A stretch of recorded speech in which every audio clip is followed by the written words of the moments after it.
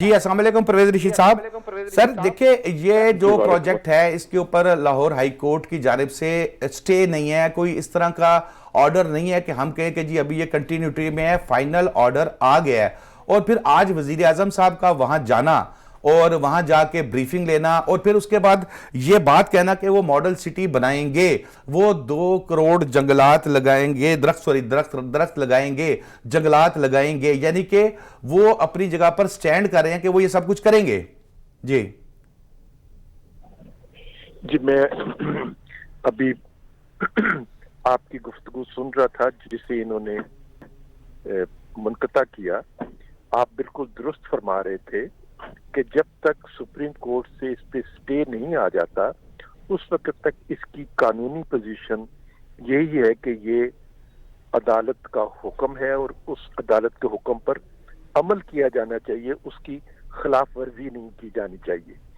لیکن وزیر اعظم پاکستان جو کہ ہمیشہ کہتے ہیں کہ پاکستان میں طاقتور کے لیے قانون اور ہے, کمزور کے لیے قانون اور ہے, تو انہوں نے پھر اپنی طاقت کے ذریعے ثابت کیا ہے کہ پاکستان میں طاقتور جو ہے وہ عدالتوں سے بھی بالادست ہوتا ہے اور وہ قانون کو جب چاہے اپنے پیروں تلے روندتا ہے. اور اس کی واضح تصویر آج کی وہ بریفنگ ہے جس کا ذکر آپ کر رہے ہیں. انہوں نے دراصل سپریم کورٹ آف پاکستان کو بھی یہ پیغام دیا ہے کہ میں عدالت کے حکم کو نہیں مانتا اور عدالتوں کو وہ فیصلے کرنے ہوں گے جو ان کی خواہش ہے. یہ بالکل ایسے ہی ہے کہ جیسے وہ اقتدار میں آنے سے پہلے ججوں کے ساتھ انہوں نے ساز باز کی تھی اور پھر مقدمات میں وہ فیصلے لیے جو ان کے مرضی کے تھے, جس میں ان کو صادق اور امین بھی ڈکلیئر کیا گیا, ان کے سیاسی مخالفین جو تھے انہیں نااہل قرار دیا گیا. تو یہ عدالتوں کو اپنے من مانی فیصلے کرنے پر مجبور کرنے کا عمل ہے. دراصل سپریم کورٹ آف پاکستان کو بھی یہ پیغام دیا ہے کہ میں عدالت کے حکم کو نہیں مانتا اور عدالتوں کو وہ فیصلے کرنے ہوں گے جو ان کی خواہش ہے. یہ بالکل ایسے ہی ہے کہ جیسے وہ اقتدار میں آنے سے پہلے ججوں کے ساتھ انہوں نے ساز باز کی تھی اور پھر مقدمات میں وہ فیصلے لیے جو ان کے مرضی کے تھے, جس میں ان کو صادق اور امین بھی ڈکلیئر کیا گیا, ان کے سیاسی مخالفین جو تھے انہیں نااہل قرار دیا گیا. تو یہ عدالتوں کو اپنے من مانی فیصلے کرنے پر مجبور کرنے کا عمل ہے جس کا اظہار وہ پہلے بھی کرتے رہے ہیں اور آج بھی انہوں نے کیا ہے.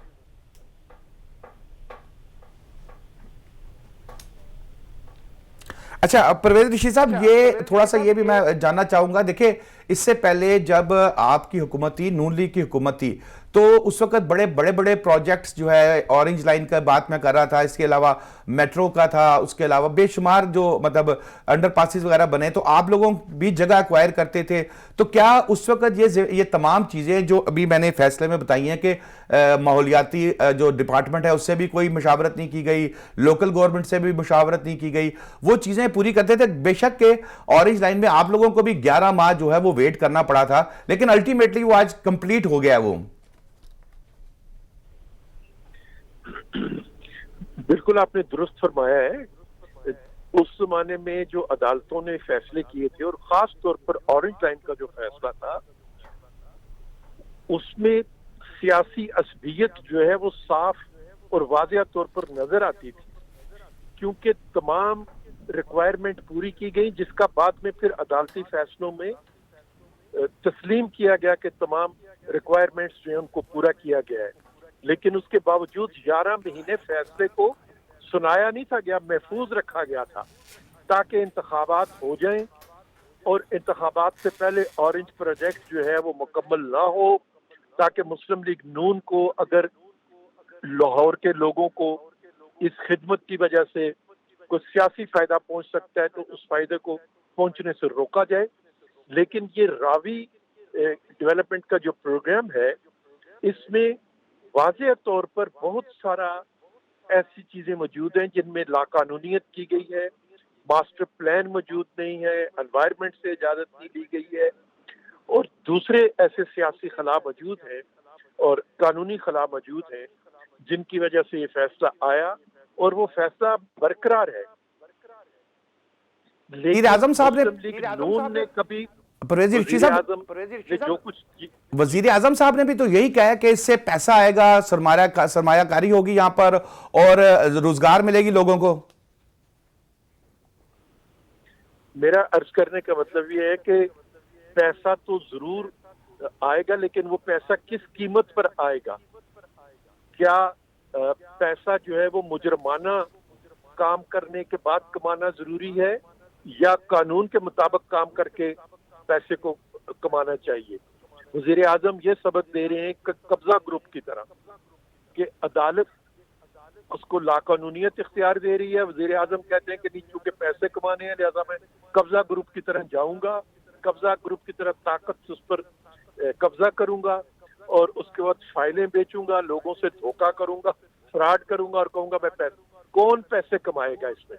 کیا وزیر اعظم کی اے ٹی ایم مشینیں پیسے کمائیں گی یا پاکستان کو اس کا کوئی فائدہ ہوگا؟ پاکستان کو تو اس کا نقصان ہوگا. اور دیکھیے یہ پروجیکٹ جہاں پہ بن رہا ہے وہ راوی کے کنارے اس پروجیکٹ کو بنایا جا رہا ہے اور اس سے پہلے ہم وہ تمام نقصانات اٹھا چکے ہیں جو راوی کے دریا کو ایوب خان نے بیچ کے لاہور کو اور پنجاب کی انوائرمنٹ کو نقصان دیا.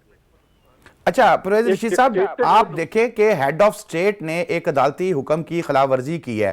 اب اس میں اپوزیشن کا, معذرت کے ساتھ کیونکہ ہماری جو اپوزیشن ہے اس کا رویہ بھی کافی زیادہ فرینڈلی یا نرم سا نظر آتا ہے, تو اس عدالت کی جو توہین کی گئی ہے بظاہر, اس پہ آپ لوگوں کی اپوزیشن کی کیا حکمت عملی ہوگی؟ عدالت کو خود سو موٹو نوٹس لینا چاہیے, بالکل ایسے جیسے عدالت نے نواز شریف صاحب کے خلاف کیا, جیسے میں آپ سے گفتگو کر رہا ہوں میرے خلاف کیا ہوا ہے, اور اس طرح کے درجنوں اور لوگوں کے خلاف وہ سو موٹو نوٹس لیتے ہیں اور اس کے بعد لاقانونیت کو ختم کرتے ہیں. کیا اتنی بڑی عدالتی حکم کی خلاف ورزی جو ہے اس سے آنکھیں بند کر لینی چاہیے؟ بالکل نہیں, اس پہ قانون کو اپنا راستہ اختیار کرنا چاہیے. جی بہت شکریہ پرویز رشید صاحب آپ کا.